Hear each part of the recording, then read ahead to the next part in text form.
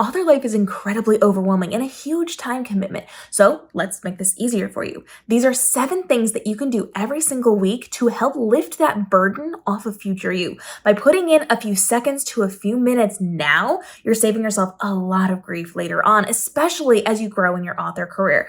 Now, these things are very easy to do. You can do them all in one sitting. So every Monday you can do this, or you can do 1 per day every week to establish this as a pattern inside of your career to make it easier. And again, all of this is designed to help future you. This is not work on your stuff right this second. This is to help future you.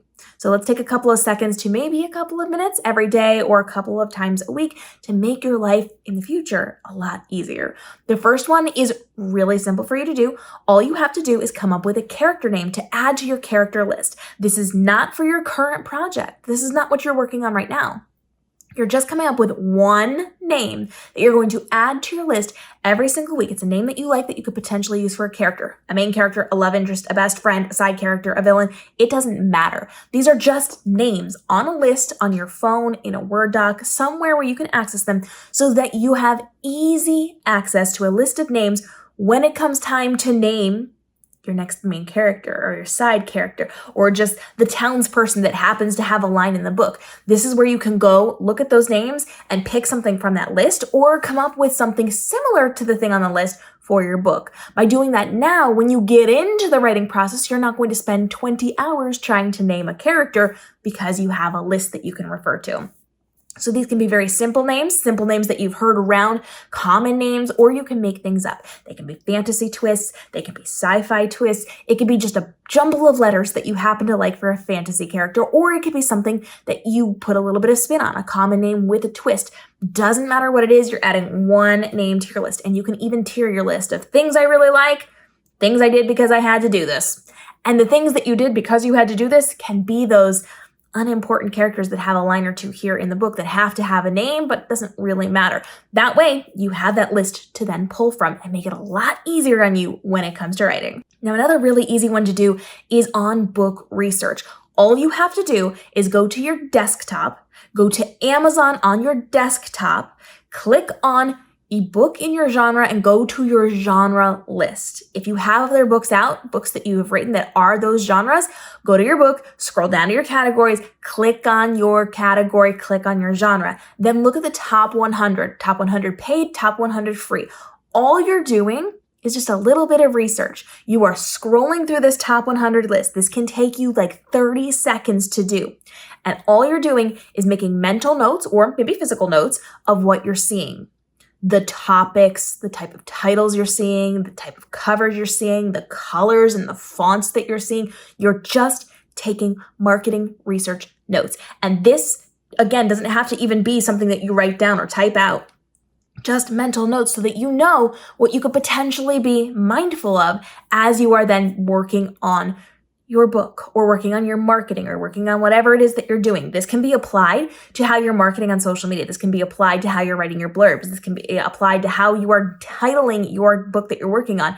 Or this can be notes that you're going to give to your cover designers. All of those things come from doing that market research and taking 30 to 60 seconds to scroll through the top 100 just gives you an awareness of what's going on in the industry right now that you can then apply to whatever, however, to make it a little bit easier on your author life. And because I love a good scroll, I also once a week want you to go on social media, TikTok, Instagram, and YouTube, and search for hashtags related to the bookish community. So if you're going on Book Talk, you're going to go look up Book Talk on TikTok. If you're going on Bookstagram, you're going to look on Bookstagram on Instagram. If you're looking at BookTube, BookTube on YouTube. You can do bookish hashtags and just scroll. This one might take you a few more minutes because now you're starting to get ideas. So allot yourself a little bit of time for this. Minimally, I would say maybe 5 to 10 minutes just to scroll once a week, but you can do more than that. You can allot 30 minutes, you can allot an hour because this here is heavy marketing research. You are seeing what is popping up, what is ranking for those hashtags, what people are saying, what people are doing, how they're filming, how they're photographing, the colors, the concepts, the conversations. Scroll. It is fun work. And it helps you get ideas. It helps you to keep ahead of what's going on. You know what's happening in the community. You can have those conversations, but you can also get really good ideas from what other people are doing to implement into your own marketing. And also, if you're smart, you'll be starting to take some mental notes of the things that people are saying they like, the things they're happy with, the things they're leaning into, and then write that into your books. It's a really great way to do market research for your marketing, but also for what you're writing and what you're planning and what you're doing and all those things to help build up your author career. And you get to scroll on social media, so you are welcome. You now have permission. It is a homework assignment to get on TikTok and go scrolling. Now let's get back to the assignments that are only going to take you a couple of seconds. I want you once a week to pull up a note on your phone, on a Word doc, on a Google Doc, and you are going to write down one fact about the book you're writing right now, or the book that you just published if you're not writing something right now. If you are writing, this is an epic opportunity to write down a fact. It can be a fact about a character, a fact about the story, a fact about when you were writing that story. It can be about you, it can be about the book. One fact. Keep a running list of facts about that book, because once that book is published, you are going to use that in your marketing. These can turn into YouTube videos. These can be bullet points on your website. It can turn into a TikTok. It can be a, did you know, when you do an interview, it could be an exclusive fact for that interview person who is going to be talking to you about your book. You can use these in your marketing. And that means it can range anywhere from what you're writing to how you're writing it to what you're doing to the fact that the weather was gray when you were writing that storm. Like, you can do whatever. It's one fact that maybe, hopefully, you're going to be able to use in your marketing. And if you don't have anything that sounds marketing, write something down anyway. Just come up with something easy breezy, and maybe you use it, maybe you don't, but it gets you in the habit of writing those things down. And then you have a running list of really great facts and okay facts that you can be using in different settings for different marketing purposes when it comes to your book, so that you don't have to think these through and figure them out after the book is out. Or heaven forbid, when you're in the middle of an interview and they ask you for some fun fact and you don't have any. And because we're already writing things down, now once a week, I want you to pick one word that you want people to use to describe you as an author or as an author of a specific book. You're going to write down that descriptive word, what you hope people will say about you when they're introducing you on stage or in an interview, when they are leaving a review on Goodreads or Amazon, when they are talking about you on social media. What is a descriptive word you want them to assign to you as the author, not your book, you as the author. Now, this week, I want you to do one thing that constitutes a reason for them to call you that thing. Whatever that descriptive word is, you're going to do something. It can be just an action you take for yourself, something you implement into your writing. It can be something that you put out on social media, something to make sure you are that. So if you want to be seen as a mean author because you're so vicious to your characters, which is what I love for me, I love that for me, I would then, if that was my word for the week, I would then create a TikTok with a really nasty teaser without telling them the big thing, but making them just want to throw the phone at my head because I've teased something in an upcoming book and they can't have the full answer yet. So I would do something to be the responsible for why they're kind of calling me a villainous author. Maybe you want to be seen as something else, something nicer. I hope you want to be seen as nice things too. Maybe you want to be seen as an authority on writing or on writing your genre. Then you need to create a piece of content to put out there so that they see you as an authority on your genre. Whatever you want that descriptor to be, do something. It can be social content. It could be quietly behind the scenes. It could be in what you're writing, but do something to make sure you're evoking that emotion from your readers so that they are at some point going to be calling you that thing. And I would keep them fairly similar so that you very strongly build on it. You very strongly build on those things or those similar concepts, because if you're pulling things all over the place and they don't really connect, then you're only doing a little bit to build upon that. So if you want to be seen as a villainous author who's so mean to your characters, build upon that. Have different villainous words that you're going to be using and then keep implementing them week after week so that you're building that into your brand as an author. This next one is going to help you level up your writing.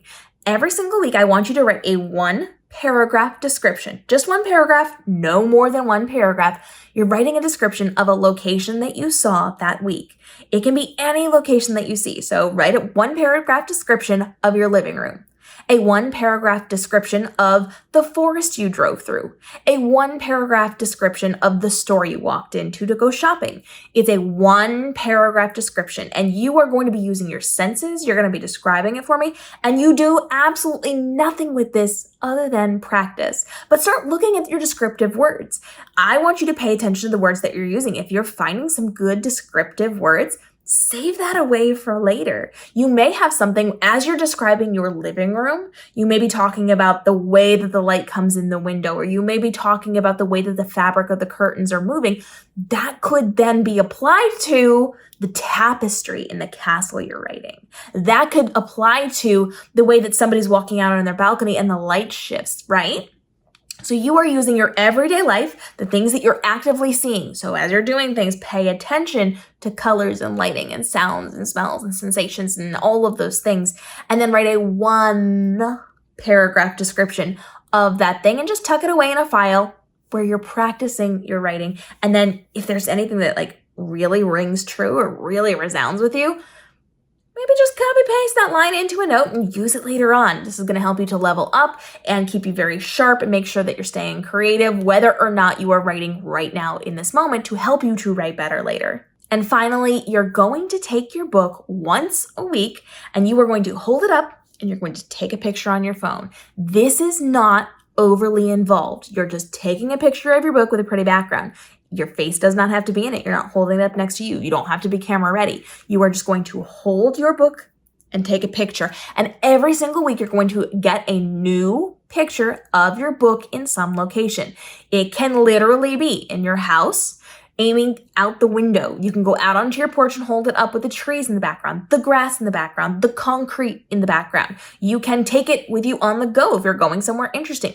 Just take pictures. Even if you are just going outside and you're holding it up so you literally only see the sky behind that book, every single day you're getting different clouds, different colors. You're going to have gray overcast days. You'll have blue sunny days. You're going to have the sun in the background. You're going to have the sunset in the background. Once a week, take a photo.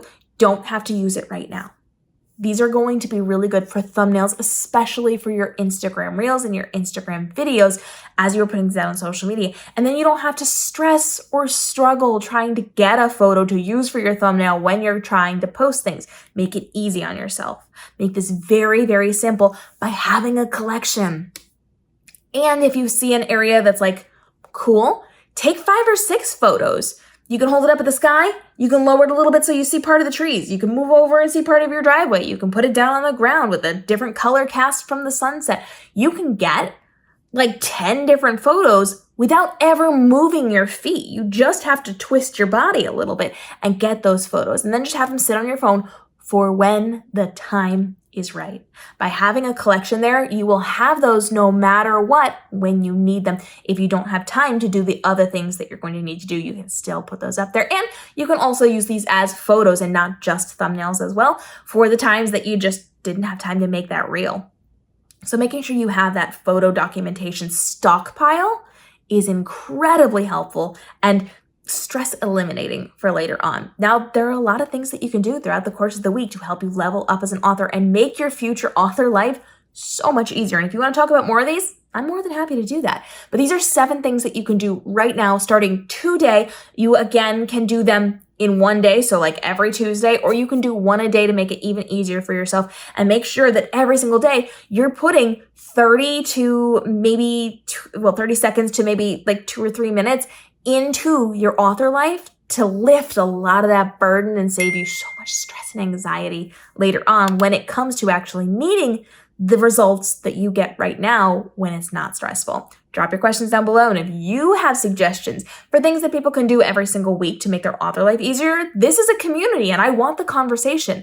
I respond to every comment I see as soon as I see it. I don't always get notifications on everything. Thank you, YouTube. But I do my best to respond to absolutely everybody and everything, and we're here to help each other grow. There's a ton of you. A lot of you have joined us recently. So drop into the comments, say hello, let us know what genre you're writing, and drop your suggestions or which of these ones is your favorite if you don't have a suggestion, so that we can help build each other up. And we'll see you in the daily videos, continuing to help you navigate the world of publishing, from your writing to your publishing to your marketing, to make this your most profitable and most stress-free year ever. We'll see you in the upcoming episodes.